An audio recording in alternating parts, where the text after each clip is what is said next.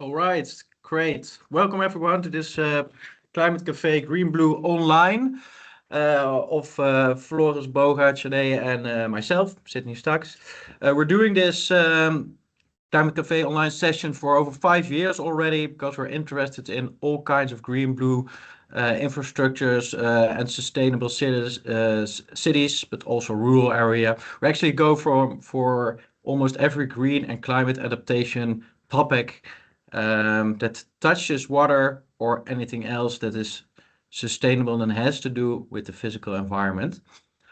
So yeah, mainly bioswales, waterways and other kind of stuff, but we'll also go to the topic of solar panels, and that's something interesting again today in the context of project Sparkles and other research projects, but I won't talk too much about it because my other moderators here can talk about it as well. So yeah, thank you, Shade. Yes, well, I'm just going to introduce Marta today. So welcome everybody to today's Climate Cafe, and similar to last week, we will focus on research being done specifically on the Sparkles project. And this project is focused on looking at upscaling floating PV systems. Today's speaker, Marta, she's a PhD student attached to this project, and she will give us a little bit more insight into her research background and her studies that she's done relating to modeling and the heat and mass transfer in open field agrivoltaic orchards. I hope I got that right, Marta. Can you share your screen with us and maybe just introduce yourself as well quickly? Yeah, so thank you very much, everyone, to be here. I'm Marta Amoros. I did my master's in TU Delft in renewable energy technologies, and now I'm doing a PhD with the Sparkles. My master thesis was in solar as well, in how solar panels interact with the environment, which is what we are trying to solve with floating PV. But in that case, in my case, at that time was for agrivoltaic systems. So how do solar panels interact with agriculture? And that's what I'm going to present today. I believe it's quite related also to floating PV because there are some characteristics of this modeling that could be applied to what we are doing. So I thought it could be relevant. Then let me present. Can you see my screen?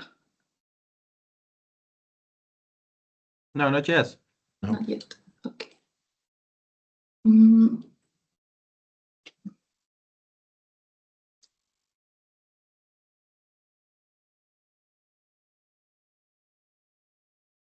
Yes, yeah, we're seeing it right. We're seeing something happening right now. There it is. All right, wait. I will have to listen to it again.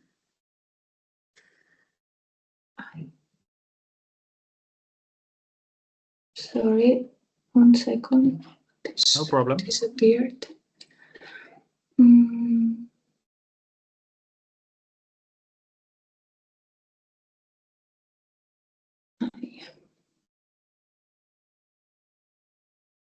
No, okay.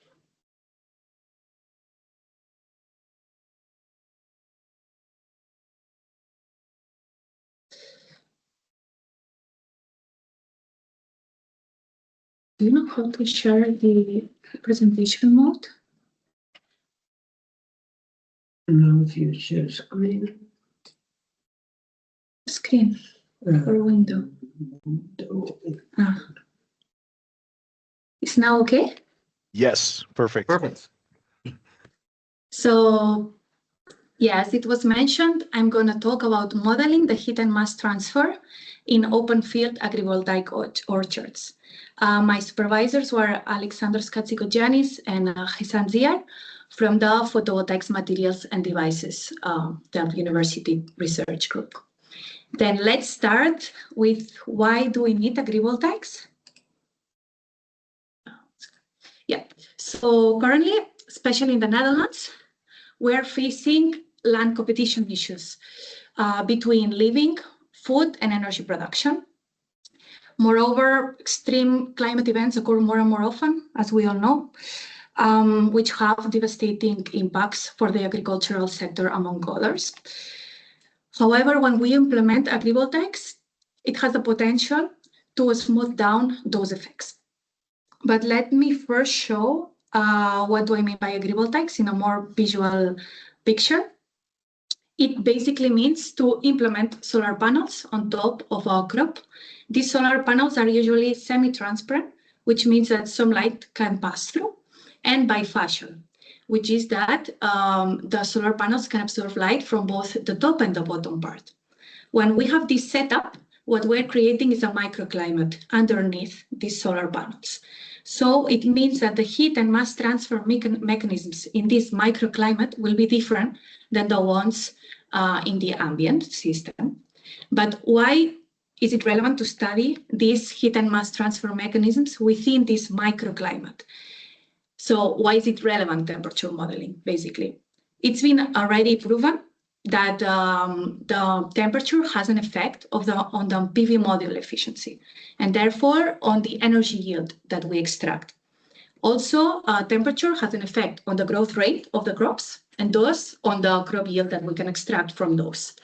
And the cool thing that's been found in some researches is that there's a potential synergy among both when implementing agrivoltaics.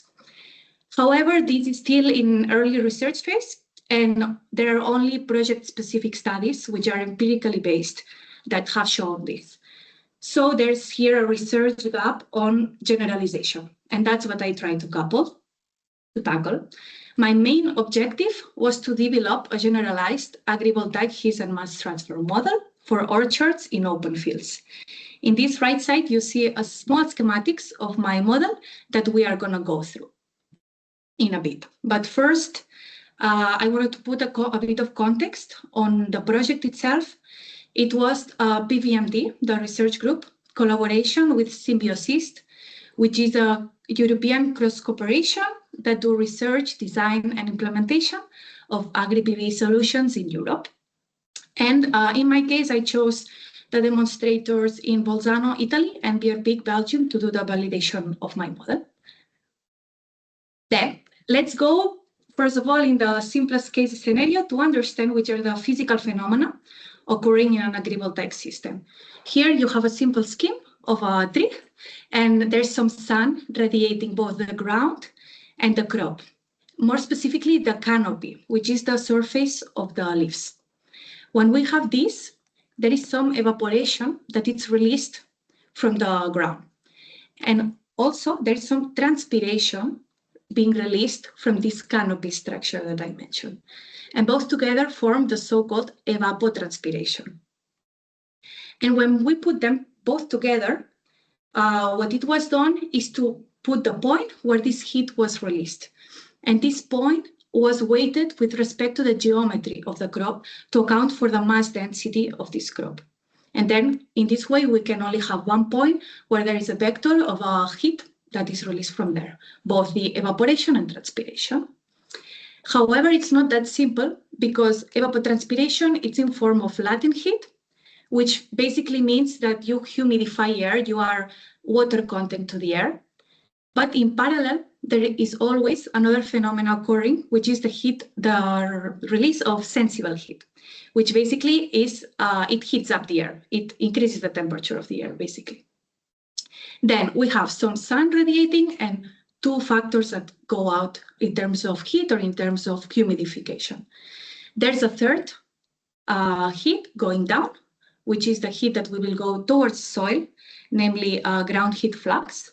For this, I developed a one-dimensional heat diffusion model, which I could find here in red. You can see the heat ground flux in each of the depths of the ground.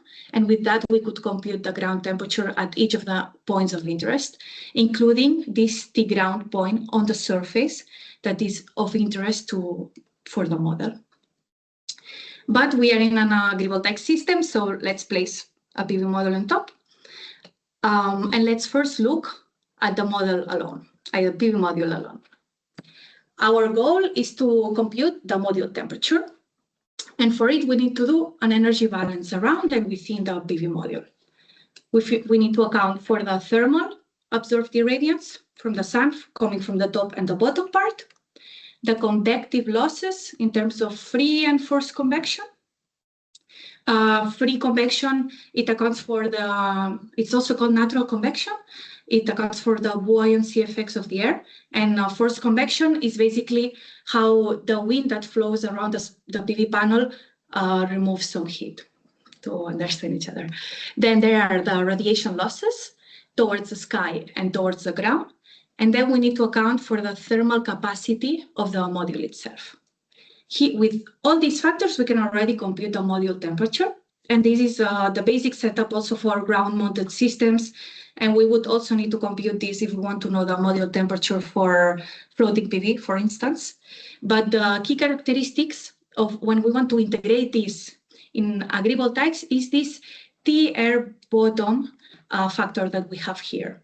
Because this T-air bottom, that is the temperature of the air, of the volume of air beneath the module, will also be affected by this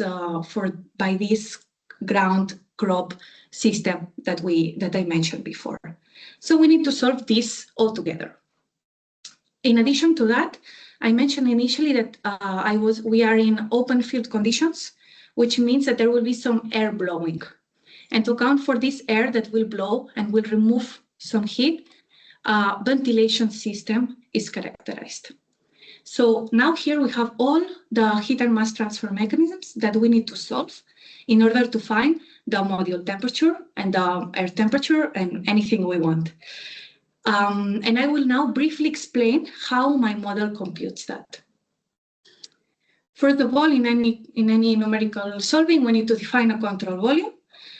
In my case, I define it as the volume of air beneath the PV module, each of the PV modules. And the bottom part was this center of mass that I mentioned at the beginning with respect to the geometry and the evapotranspiration heat release. Once we have defined this control volume, I solved it for each control volume, the mass, and the energy balance. With this, we could find the temperature of air beneath the PV modules and the relative humidity as well. And then I solved this sequentially for each of the PV modules in an array, no matter the amount of PV modules that we have. It's all in thermal equilibrium. Then, once we have solved that, we have all the tools to answer to the main research question of this project, which was, does orchard evapotranspiration affect PV module temperature? So now we have everything needed for my model to work, but we need some inputs to this model. They were classified in three main sections. One is the demonstrator data from our symbiosis partners. It was, for example, the type of PV modules that we had, the configuration of those, the type of crop, the season pattern behavior of the crop, etc. Then we inputted a radiation model. For this, my colleague from the master's as well, his master thesis was in developing this crop structure of the leaves. So he designed an algorithm to understand the position of the leaves, the density of the position of the leaves within the crop, and the branches as well. Then my supervisor had a ray tracing based model that basically is you have some rays that you plot some rays, and these rays bounce in several ways. And with this, you can assess the exact amount of light that falls in each of the surfaces. Then I use these models and couple them to a self-developed transposition-based model in order to make everything work. And with coupling these three aspects, we could find the radiation falling on each of the surfaces of interest of the setup. Finally, we needed some weather and atmospheric data, and that we scaled and obtained from the weather stations nearby the demonstrators. Now, we have all the aspects, all the features to solve our model. And I wanted to just now highlight two characteristics of this model. First of all is the model coupling. Everything was developed in-house. And that's because we wanted to have this type of block structures that are interdependent, but at the same time, you, for instance, if you want to develop better the wind scaling, you can do your own model of wind scaling and easily couple to the whole system. So things are interconnected, but easily they can work independently. Then generalization. So this proposed integrated fluid dynamic model is fully parameterized. What I mean with that? It means that it can be adapted in different locations, different climates, different PV configurations, and different crops.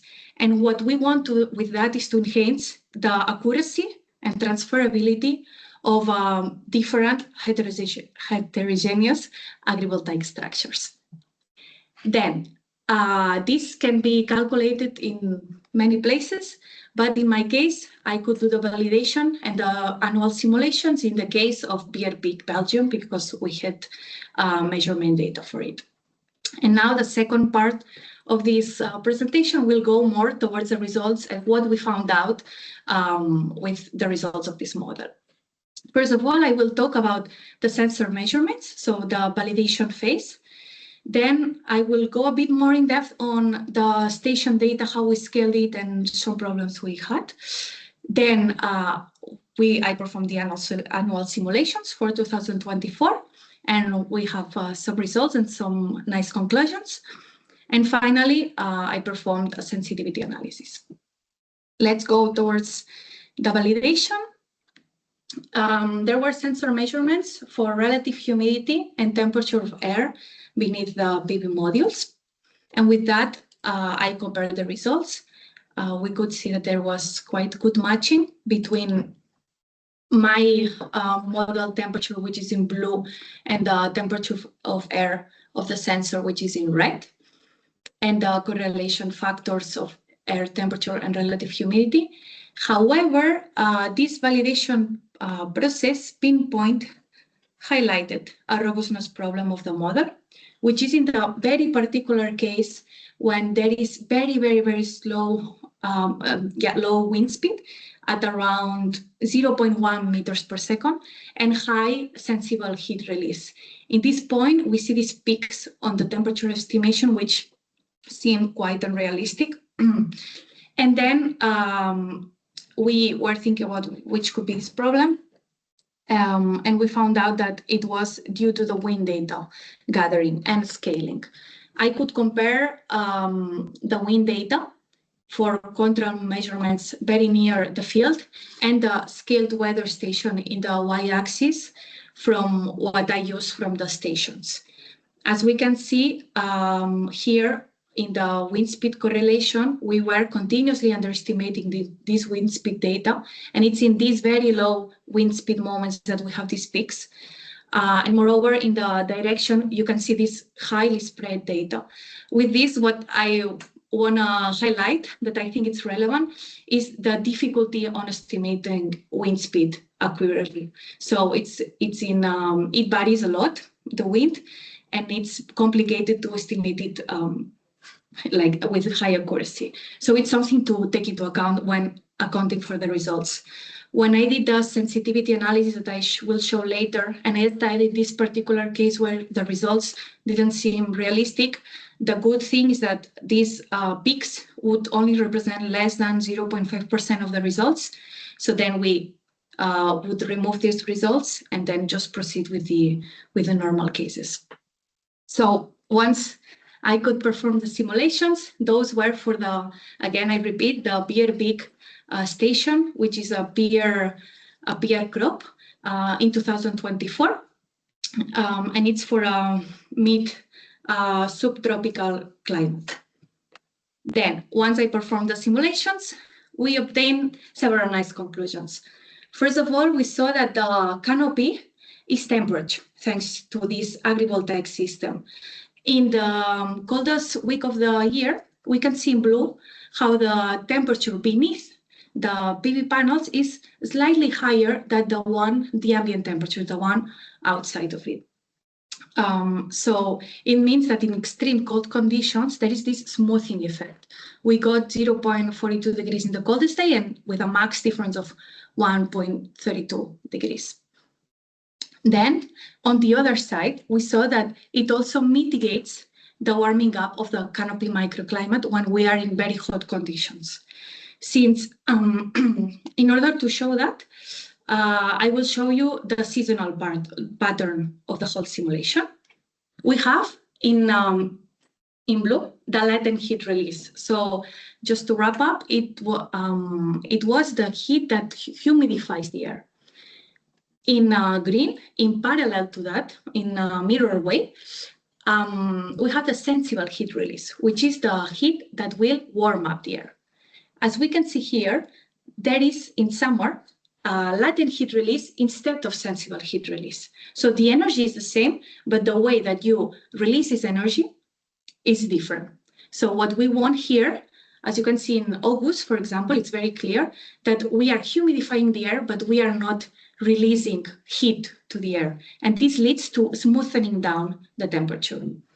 Then to show this effect more, let's place the temperature of the air, the recorded one, the ambient temperature, and on top of that, the ground temperature, the ground surface temperature.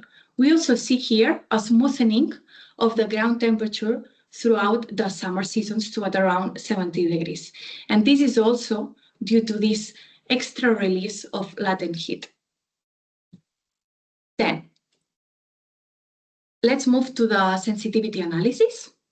I did artificially induced cases for radiation because it's been shown that it's very relevant for photovoltaic thermal analysis, for wind, because of these problems that I showed you of accurately finding which is the correct wind. So that's why we did this analysis, and evapotranspiration, since it's the focus of this study.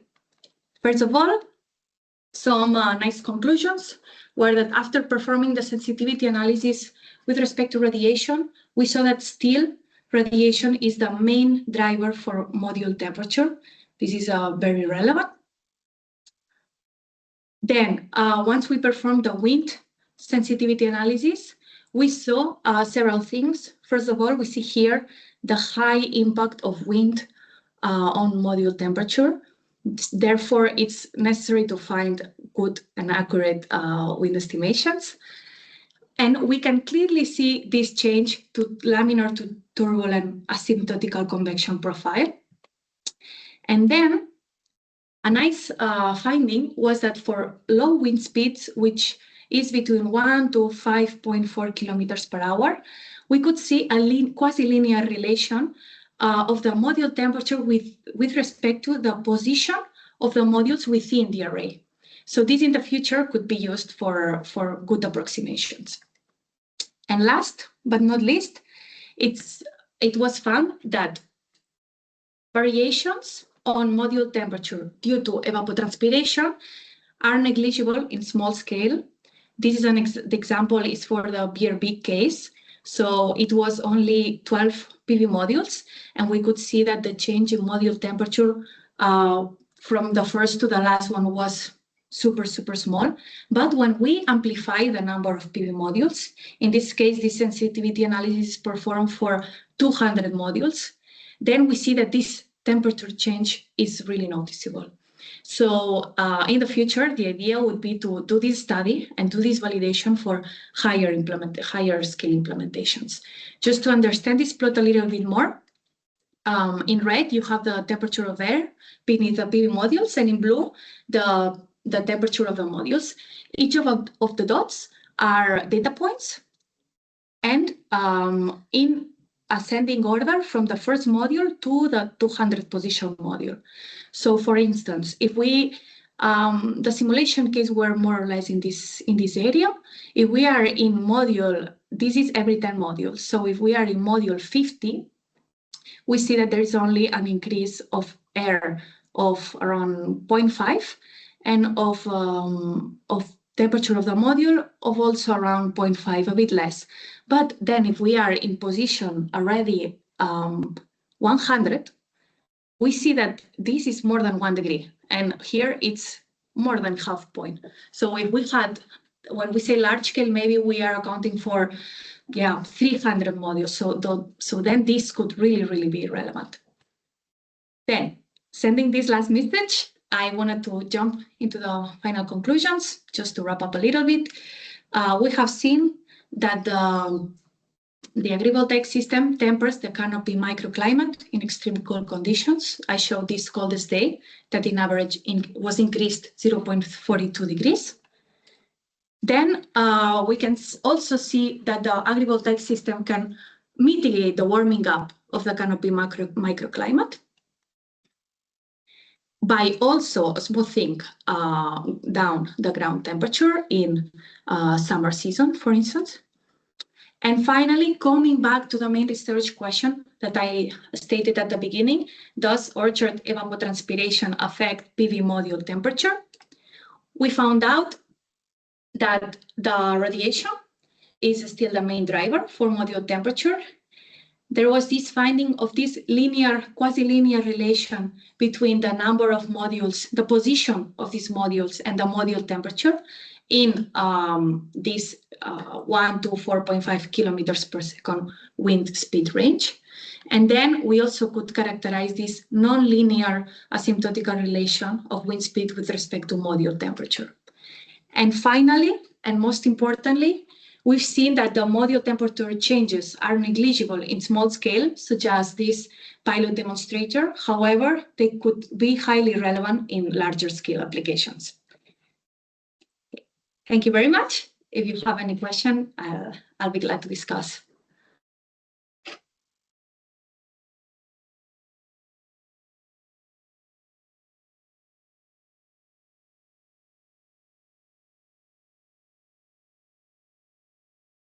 First question.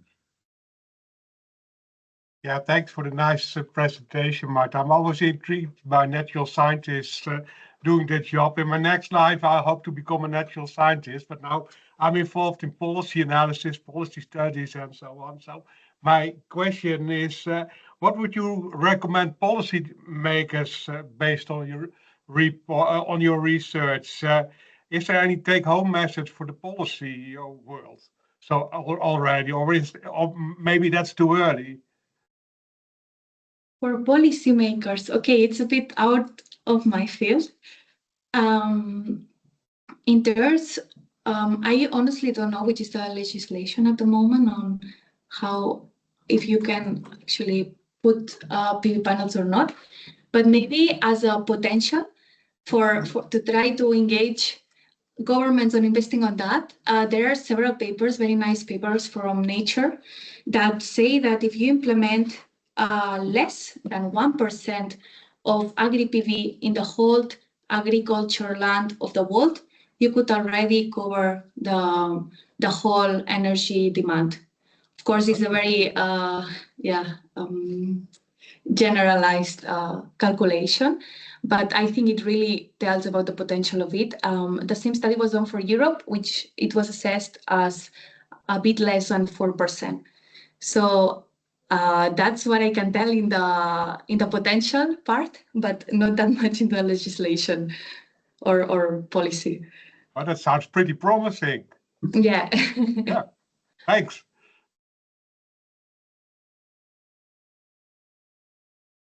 I also have a question with relating to your PhD now. How does your master's kind of feed into your PhD? What are the similarities? How do you see what you've done kind of supporting what you are busy doing or going to do? And is there some really stark kind of similarities between the different kind of PV installations on land and on water that you've seen now? Yeah, so that's a great question. I don't fully have the answer, but I've been thinking a bit about it. I think when I explained this slide, I mentioned that this is traditional ground-mounted system. So I think when you start from this point, you can solve either floating, either ground-mounted, either agrivoltaics, whatever, when you solve this. So what I was thinking is when what I should change then is in this bottom part, the interaction part, then how the dynamics of the ground with the crop, all this will not be the case in floating PV. But I was thinking, because there's also some evaporation of water. There is not the way it's done is different, but these interactions exist still. So for my model, I thought I could incorporate that somehow. Moreover, I must say that in the PhD, this is a steady state energy equilibrium. Everything is in equilibrium in steady state, and it's a fluid dynamic model, which is a bit simpler than what I will try to do for the PhD probably, that we are more in numerical solving.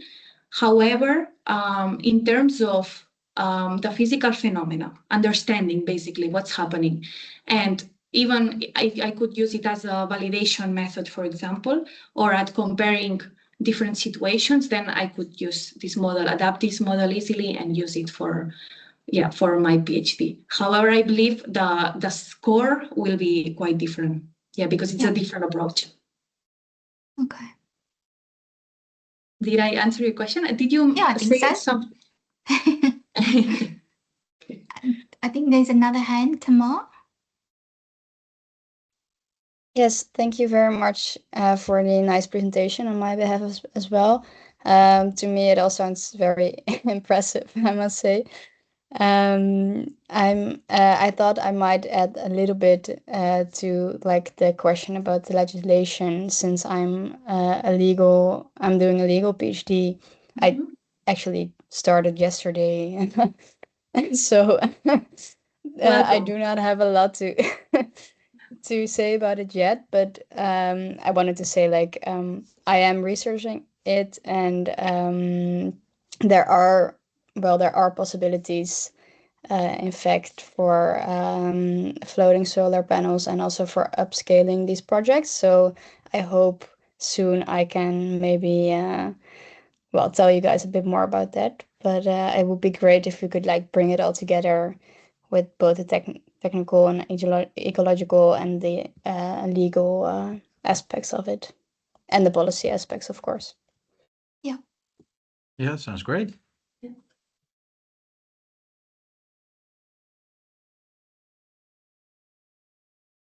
All right, no further questions. Maybe Floris. No, impressed by the work that has been done. And and also the same question to Karel, what does this mean for policymakers? Maybe does it help in other situations, different canopy? And very interesting to follow up on this. But there's a question from Mehmet, I think. Yeah. Go ahead. Thank you very much, Marta. Thank you. I would like to give a recommendation about the weather analysis. Can you come to the slide of weather analysis, especially wind direction? Yeah. This? Please. Yes, this one. I saw that wind direction correlation you have demonstrated, but I think there is a mistake here, because the nature of the wind direction data set, you cannot direct linear correlation over that, because this is a rotational, and 360 and 0 is the same points. So I would like to recommend you to change this as classification of the, for example, wind direction south, southeast, south, southwest, something like this, because these numbers are not real integer, or how can we say numbers. These are just degree. Yeah. So. But here I just wanted to compare the same parameter. Yes. Like it's not linear correlation. It's just exactly. correlation. But yes, because as we know, the 0 and 360 is the same numbers. Okay, I know what you mean. Okay. Yes. There is a. So that'll be okay. Yeah. And it is interesting. If you do this, you can see your correlation is much better, would be much better. Yeah. Okay. I just Thank you. want to give this. Mhm. Thank you. Great. Always nice finding people helping each other on these climate cafes. Yeah. So, Also, maybe a comment on Floris of what you said on the policy. I can mention maybe the state of the art of the deployment. There are no current, like the only current deployment that exists is pilot projects. So actually floating is quite more developed than agrivoltaics. So yeah, I just wanted to say that because I think it can be interesting to understand why also agrivoltaics, I believe it's easier to implement. However, in terms of the cost, the LCOE is a bit more expensive because of the structure, added structure. But yeah, it's interesting to see that floating is moving forward quite much faster than agrivoltaics. Yeah, and it's nice that it's both part in the Sparkles project, for example. And yeah, it's exciting because the first guidelines for policy on floating were also made by a couple of pilots and a couple of measurements. And of course, it's adjusted in time. So it would be great to not now, but hear your recommendations for the future based on this research, of course. Yeah. I think there are not a lot of studies, so that makes you an expert. So I think your opinion would matter for policymakers. But indeed, it's too early, probably, as we researchers say. More research needed. Yeah. Otherwise, we're Always. out of jobs. Yeah. All right. No further questions? I maybe have one, well, not maybe a question, but I'm not sure how to phrase it. But I saw you made your model with all these different parts, which are separate but connected. And I was wondering how usable they are made for external users. Do you, because it seemed like you set it up like, well, you can change this the way you want without changing the whole structure, or the whole code in one time. So I was wondering if you could maybe say something about that. Yeah, like right now, I would say if you are not in the field, probably it would be complicated. Everything is Python based. No. However, it's so yeah, the blocks are within the Python interface, but it's quite simple. It really is. Then I don't know. For instance, I sent it to my supervisor, and he could understand all of it. So I think if you are familiar with programming, you could easily understand it. For example, wind scaling. You have a function for that, so you have your own file for that, and only by changing that file, if you keep the inputs and outputs, then it's the same. I don't know if you were more asking about the idea of, in general, if I had time, would be to do a visual interface or web app or something like this. Then you could really say, okay, input, something happens and you get the output. So that's the idea. You can do it in the Python interface already, but the idea ideally would be if there's someone to develop this, would be to have the interface created of that. Yeah, great. No, that sounds nice. No, but it's already nice to know that it's accessible for anyone with some programming experience, and an interface would just be another next step that Exactly. may happen. Yeah. All right. Now, sounds promising also. Yep. Great. Thank you.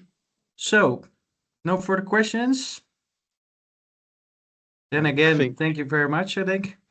Yeah, and next week, Shernay, Harriet is going to come. I don't think she's in the call now, right? So No, I don't think so. Okay. But yeah, that will be our third and last Climate Cafe on Sparkles. And it's Henriette Tulp, right? She's going to be telling us about factors that influence community acceptance for FPV systems. So also looking forward to that from the social kind of perspective. Perfect. Yeah. Sounds good. Great. I hope you all will join. And then thanks all. And of course for presenters. And then see you hopefully next week. Have a great evening. See you. Great Bye-bye. evening, everybody. Thanks. Thank you. Bye-bye. Thank you. Thank you. Bye. Bye-bye. Bye-bye.